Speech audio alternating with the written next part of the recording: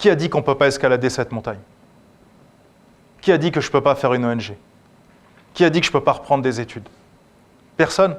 Donc c'est une croyance. Qui t'a dit que tu étais nul? C'est la vérité ou c'est sa croyance? Il t'a proposé une croyance. Mais c'est toi qui t'es obligé tout seul à accepter sa croyance. Ce n'est pas la vérité. C'est sa croyance à lui. Et elle n'oblige que lui à croire. C'est toi qui as décidé de croire en ce que lui y croit. C'est un choix. Et donc on a les croyances limitantes et les croyances aidantes. Et évidemment, celles que je préfère, moi, c'est les croyances limitantes, bien sûr. Celles-là qui sont magnifiques à observer chez l'être humain. Et donc il y a une histoire qui est incroyable, c'est l'histoire de la corde invisible. On a un monsieur qui amène de la nourriture au marché sur ses 2 ânes. Et puis, comme la nuit tombe, il arrive dans un petit village et il faut qu'il attache ses 2 ânes la nuit pour pas qu'ils s'échappent. Mais il n'a qu'une corde. Donc il attache le premier âne. Et puis il cherche sa corde, comme ça il l'a pas, et puis il reste à côté et il dit « Ah, comment je vais faire, etc. » Et puis il y a un espèce de vieux sage qui est assis là dans un coin. Il lui dit « Viens voir, viens voir. » Il dit « Ce que tu vas faire, tu vas faire semblant que tu accroches ton âne. Et comme il est habitué à être accroché tous les jours, il va croire qu'il y a une vraie corde. Ah, il dit « Bon, on va essayer. » Et donc il va, il s'approche, il accroche, il fait semblant qu'il accroche l'âne. Et l'âne, c'est vrai, a l'air de rester à sa place. Il s'endort la nuit, il se réveille le matin, l'âne est toujours là. Donc il détache le premier âne, il dit « Je vais aller au village vendre mes marchandises. » Il accroche les 2 ânes ensemble, et puis il tire comme ça, et les ânes sont bloqués.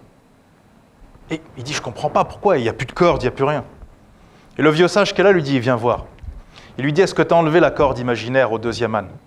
Il dit « Non, il n'y a pas de corde. » Il dit « Oui, mais lui, il croit toujours qu'il y a une corde. » Donc il fait semblant qu'il enlève la corde à l'âne, il tire, et la l'âne s'en va. Et vous allez vous dire, c'est complètement stupide comme histoire. Et c'est là que c'est le meilleur. Bien sûr que c'est stupide. Et c'est tellement stupide qu'il y a des êtres humains qui font la même chose. C'est ça qui est extraordinaire, je vous dis. Les croyances limitantes. Un jour, on t'a mis une croyance limitante dans la tête, et tu l'as gardée. Et si ça se trouve, la personne qui te l'a mis dans la tête a changé d'avis entre-temps. Si tu lui dis « Ouais, moi, je fais plus ça maintenant. » Il dit « Non, mais j'ai changé d'avis, c'était n'importe quoi. » Vous voyez, quand on était petits, on avait tous des cagoules. Vous vous rappelez des cagoules moches, bleu marine, là, qui nous serraient la tête, les joues sortaient. Imagine, tu vas à l'école, tu arrives, et tu as un mec dans ta classe, il a sorti sa cagoule en hiver, c'est l'hiver qui commence, il a sorti sa cagoule de quand il était petit. Donc il a une super doudoune swag, une paire de Jordan, pantalon, etc. Et il a une vieille cagoule comme ça, de tout petit, toute serrée, ça va nous serrer le cou comme ça. Et il vient tous les jours comme ça. Et il reste dans la classe avec. Tu lui dis quoi? Tu lui dis, mais arrête, t'as pété un plomb, tu vois, c'est quand on était petit, ça. On était obligé de porter ça quand on était petit, tu vois. Et il dit, non, non, non, moi, on m'a obligé de porter quand j'étais petit, on m'a pas dit de l'enlever, donc maintenant, je la garde tout le temps, toute ma vie. Tu dis, non, il est allumé, le gars. Il dérape, il n'est pas sérieux, tu vois. Mais il y a des gens, c'est la même chose. On leur a mis une croyance dans la tête quand ils étaient petits ou à un moment de leur vie, et eux, ils ont cru qu'il fallait la garder tout le temps. Quand j'étais formateur, on m'a dit, attention, il faut se présenter, pas de basket, pas de papier, etc. D'accord, mais quand je sors du cours de cette personne, c'est son cours, il a la croyance qu'il veut, je ne suis pas obligé d'adopter sa croyance quand je sors du cours. C'est mon espace, j'en fais ce que j'en veux. Et c'est la même chose dans vos vies. Ce n'est pas parce que quelqu'un vous dit que c'est la vérité ou que tu dois le faire. C'est sa croyance. Et si elle est limitante, surtout prends-la. Prends-en le plus de croyances limitantes. Et quand tu seras vraiment désespéré, que tu en auras vraiment marre, peut-être essaye autre chose. Alors, je vais vous donner un autre exemple, parce que peut-être pour certains, ce n'est pas très clair. Je vais vous proposer de fermer les yeux.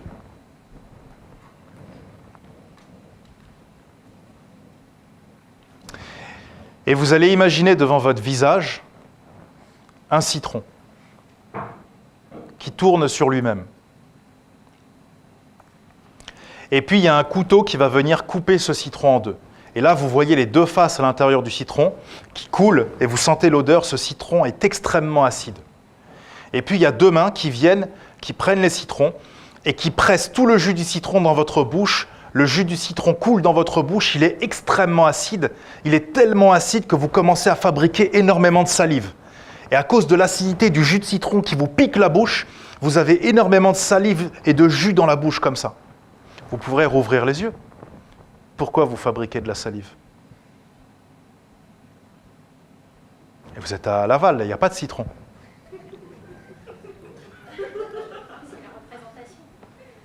Non mais il y en a, ils croient qu'ils ont de la salive, ils sont obligés de l'avaler tellement il y en a. Faut se calmer un petit moment. On est à Laval, tout va bien.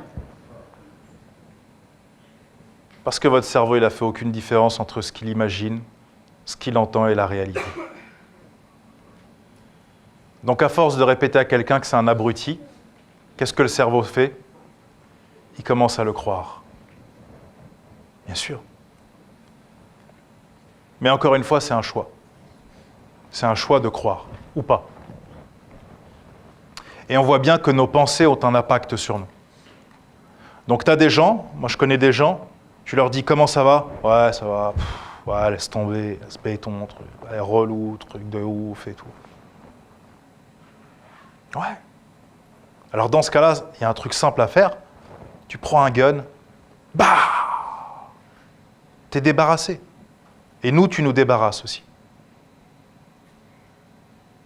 Sinon, si tu as envie de te battre encore, à ce moment-là, change d'attitude. Et une attitude peut-être plus positive. Mais tant que tu fais ça, déjà, tu te pollues toi-même avec des pensées négatives toute la journée, sur toi, sur les gens, sur le monde, sur les profs, sur les élèves, sur la terre, sur les gouvernants, sur tout en fait. Tout est mauvais, il n'y a que lui qui est bien en fait, c'est ça qui est génial. Ou alors t'arrêtes, et comme tu sais que tes pensées ont un impact, tu commences à avoir des pensées qui sont un peu plus positives. Et tout ce qui est négatif, tu dis, non, pas pour moi ça. Je suis en train de fabriquer du savon, du savon, du citron, du poison, tout ce que tu as envie dans ta tête. Alors surtout, ne faites pas ce que je dis si vous avez décidé de vous empoisonner. Là, par contre, faites-le le plus possible. Et ayez le plus de pensées négatives possible, bien sûr, pour vous tuer à petit feu, bien sûr. C'est un choix qu'on respecte. Et puis, comme je vous ai dit, quel est ton downwall? La question aussi qui pourrait être intéressante, c'est quelles sont tes cordes invisibles? Qu'est-ce qui fait que tu dis, ouais, mais moi c'est mort, je peux pas, je suis trop vieux, ou je suis trop comme ça, ou je suis trop comme ci, ou je suis noir, je suis arabe, je suis jeune, je suis à Laval, c'est mort Laval, c'est dead, c'est mort. Non, je l'ai entendu, c'est pour ça que je... Ah, mais je suis pas à Paname, moi. Je suis pas un gars de Paname, mon gars, c'est pas pareil, tu vois. Ouais, bien sûr, bien sûr, bien sûr. Il y avait un coureur qui s'appelait Gabriel Sélassié. Ouais. Il arrivait au championnat du monde, il courait pieds nus, le gars. Ça le fatiguait de courir avec des chaussures. On lui disait, mais comment vous faites pour gagner? Ah, il dit, j'essaye même pas de gagner, moi. Quand j'étais petit, je devais courir des kilomètres le matin pour aller à l'école et des kilomètres pour rentrer. Ah, et j'avais jamais eu de chaussures, j'avais pas d'argent. Ah oui, puis chez nous, j'ai oublié de vous dire, il y a la saison des pluies pendant 3 mois, il pleut à torrent. Ah, et je courais sous la pluie, donc, bien sûr. Ah, d'accord. Ah oui, j'ai oublié de vous dire, le matin, il fallait que j'aille chercher de l'eau. Il fallait que je fasse le ménage, il fallait que je fasse à manger. Ok. Et après, t'allais à l'école, ouais. Donc, il dit, moi, les championnats du monde, c'est juste, ça dure 5 minutes. Ça m'amuse, je m'éclate, en fait. Après, je vais au resto avec mes potes. Tu peux décider que ton environnement, c'est un problème pour toi. C'est vrai que Mike Tyson, il a eu une enfance très heureuse. Il a été pourri gâté par ses enfants, qui étaient des parents très riches, comme on le sait tous, bien sûr. Il n'a pas du tout été battu, mis dans des maisons de redressement. Ou peut-être que si. Et peut-être qu'il a transformé tout ça pour devenir Mike Tyson. Ouais. C'est un choix dans ta tête. Que tes épreuves et tout ce qui t'arrive, ce soit un tremplin, ou alors ça soit un fossé. Tout ça, c'est des croyances. Toi qui m'écoutes, attention. Surtout, ne passe pas à l'action après cette vidéo. Non, surtout reste dans l'ombre et continue de priver le monde de ta lumière.